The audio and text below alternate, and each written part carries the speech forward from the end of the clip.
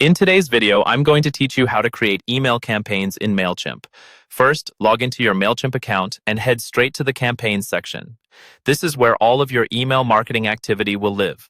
Once you're there, look for the Create Campaign button and click it. This is the starting point for building any new email you want to send to your audience. Next, Mailchimp will ask what type of campaign you want to create. Choose Email and then select Regular, sometimes called a drag-and-drop email. This option is perfect for standard newsletters and most promotional emails because it gives you a lot of flexibility without needing any coding skills. Now it's time to name your campaign. This name is for your internal tracking only, so pick something that will make sense to you later, like monthly newsletter or October promotion. Once you've named it, click Begin or Start Designing to move into the main setup. You'll now see a checklist-style screen where you configure the key settings. Start with the To section. Choose the audience you want to send this email to, and if you've set up segments or tags, you can narrow it down to a specific group of subscribers. This is useful if you only want to reach certain customers, like recent buyers or new signups. Next, set the From details. Enter a sender name that your subscribers will recognize, such as your brand or business name, and use a professional domain-based email address if you have one.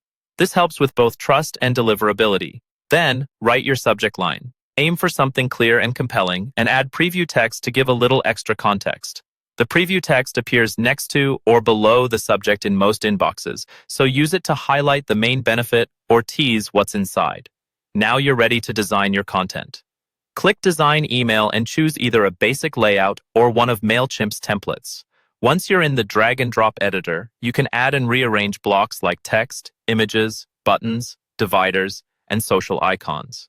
Upload your logo, insert relevant images, format your text for readability, and link buttons and text to your website, blog posts, or product pages. When the design looks good, review everything carefully.